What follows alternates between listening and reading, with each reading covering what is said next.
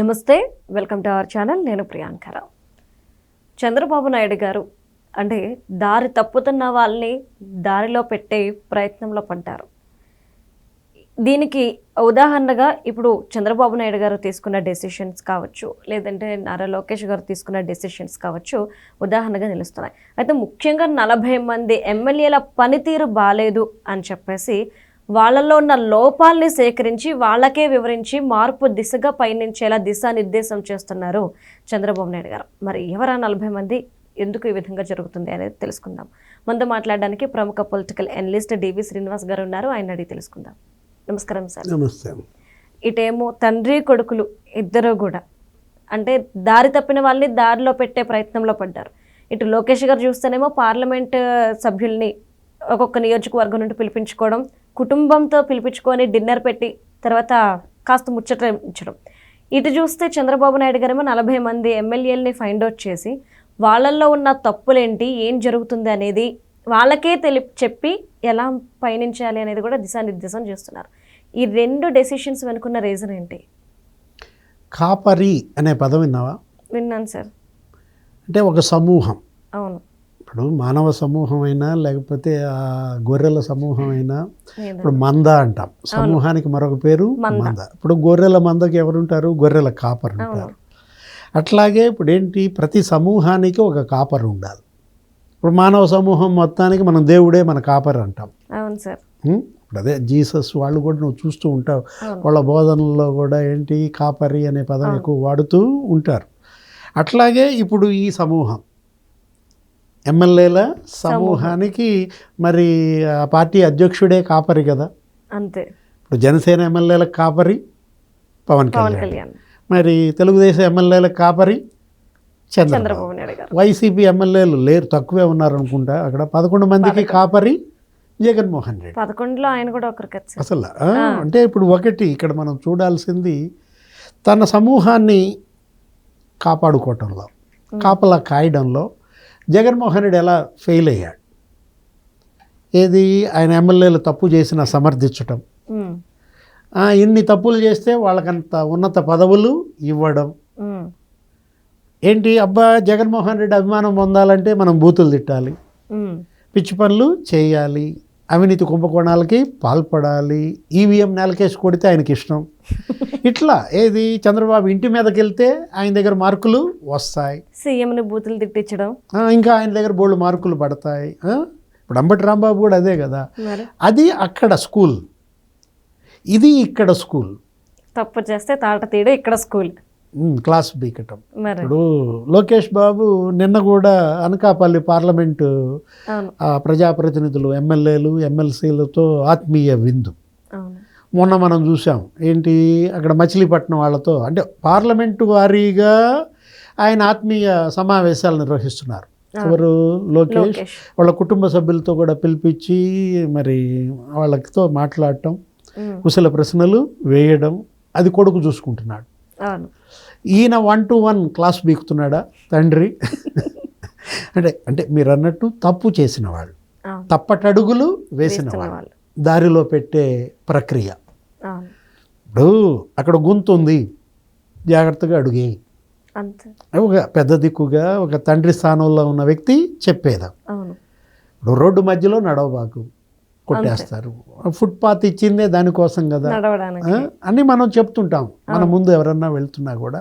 ఇవాళ మరి తప్పటడుగులు కొంతమంది ఎమ్మెల్యేలు, తప్పుడు పనులు, వెంటనే వాళ్ళని పిలిపించడం, మాట్లాడించడం. అటు పవన్ కళ్యాణ్ అయినా, ఇటు చంద్రబాబు అయినా. ఇప్పుడు మీరంతా ఎంతమంది అన్నారు? 40 మంది. 40 మంది. మరి కొన్ని ఏవో జరిగాయి ఇన్సిడెంట్స్, వాటన్నిటిపైన మరి పిలిపించి జాగ్రత్త చేయటం. ఇప్పుడు నిన్న మనం చూసాం ఏంటి, మచిలీపట్నం వాళ్ళని పిలిచారు.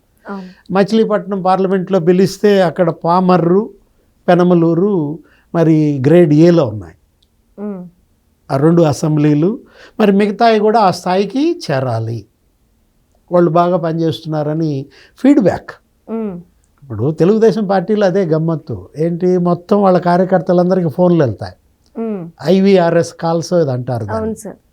లేకపోతే అసలు ప్రజలకే ఫోన్లు చేస్తారు. ఇప్పుడు సాటిస్ఫాక్షన్ తీసుకుంటున్నారు కదా, సర్వే ఇప్పుడు రియల్ టైం గవర్నెన్స్ ఉంది వాళ్ళ దగ్గర, ఉమ్, ఆర్టీజీఎస్ అంటారు.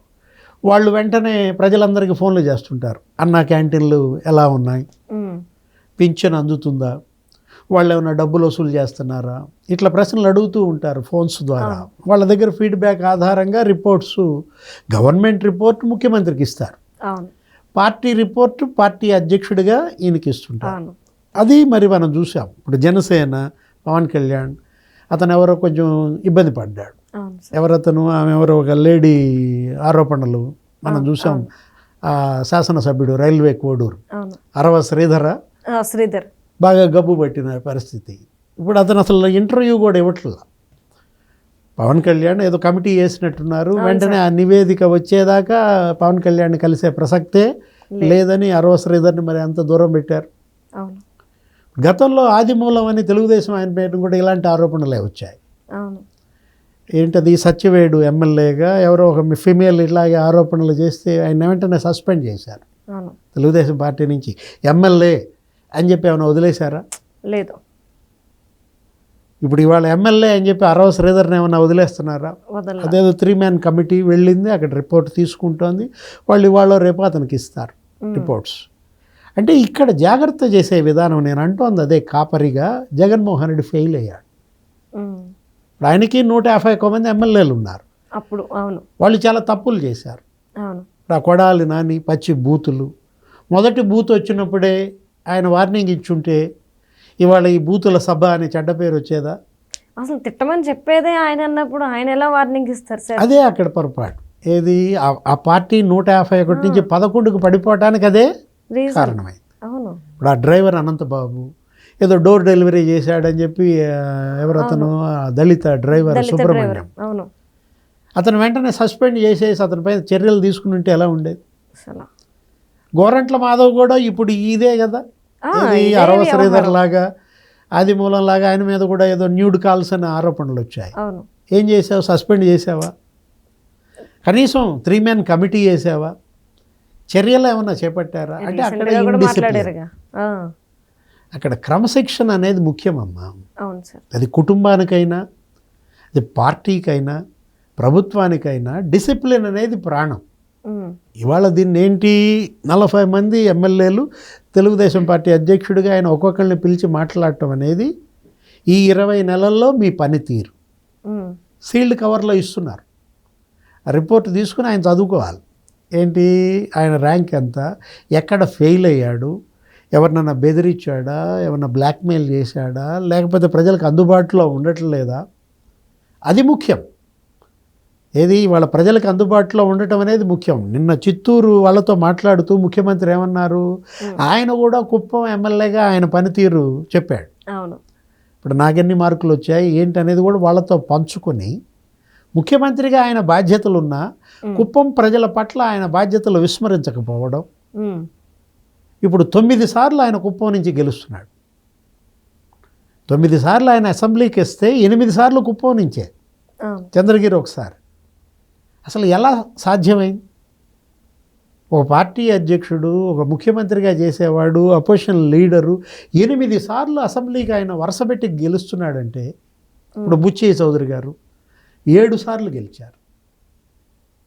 అంటే మరి అయ్యన్న పాత్రుడు 6 సార్లు గెలిచారు. అసలు డబల్ హ్యాట్రిక్ ఎవరిని చూసినా, యనమల రామకృష్ణుడు 6 సార్లు గెలిచుంటాడు, కోడెల శివప్రసాద్ 6 సార్లు గెలిచుంటాడు, మాకినేని పెదరత్తయ్య 6 సార్లు గెలిచుంటాడు. అంటే ఎలా అది సాధ్యం అవుతుంది అంటే అందుబాటు, ఉమ్, ప్రజలకు అందుబాటులో లేకపోవడం వల్లే జగన్ని 151 నుంచి 11కి తీసుకొచ్చారు. స్పెషల్ ఫ్లైట్లు, హెలికాప్టర్లు, పరదాల పరదాలు, చెట్లు నరకటం, అసలు జనం దగ్గర కలవకపోవడం. ఇవాళ కూడా ఆయన అదే పరిస్థితి. రైట్. ఇది యలహంకలో మరి 5 రోజులు, ఇక్కడ ఒక 2 రోజులు, ఇప్పుడు ప్రజల దగ్గర వినతి పత్రాలు తీసుకోకపోవడం. రైట్. బీఆర్ఎస్ అదే కదా, అవును కేసీఆర్ ఆయన జనానికి అందుబాటులో లేకపోవడం వల్ల ఇవాళ బీఆర్ఎస్ అక్కడ ఏ పరిస్థితి అంటే, మీరు 40 మంది నిత్యం జనానికి అందుబాటులో ఉండాలి.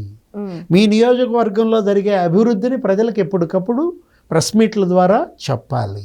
ఉమ్, ఆ పెన్షన్ల పంపిణీ కార్యక్రమం, అవును ముఖ్యమంత్రి ఇంటికి వచ్చి పెన్షన్ ఇస్తున్నాడు. అవును సార్. ఇప్పుడు 20 నెలల్లో చంద్రబాబు 20 కుటుంబాలు వాళ్ళ ఇళ్ళకెళ్ళి మీకు ఇల్లు ఉందా, మీకు పట్టా ఉందా, నీ కొడుకు ఉద్యోగం ఉందా, అందరినీ అడిగి మరి ఆయన చేస్తున్నది వీళ్ళు స్ఫూర్తిగా తీసుకోవాలి. వీళ్ళు నియోజకవర్గంలో నువ్వు కూడా మరి 20 పేద కుటుంబాల ఇళ్ళకి వెళ్ళావా, ఆ ఎమ్మెల్యే ఆ 40 మంది ప్రశ్నించుకోవాలి. అంటే ప్రజలకు ఎంత దగ్గరగా ఉంటే ఇవాళ వీళ్ళకంత లైఫ్, పొలిటికల్ లైఫ్. అర్థం కాల, నిరంతరం ప్రజల్లో ఉంటే అతనికి అసలు ఎదురే ఉండదు. Right. Thank you so much sir.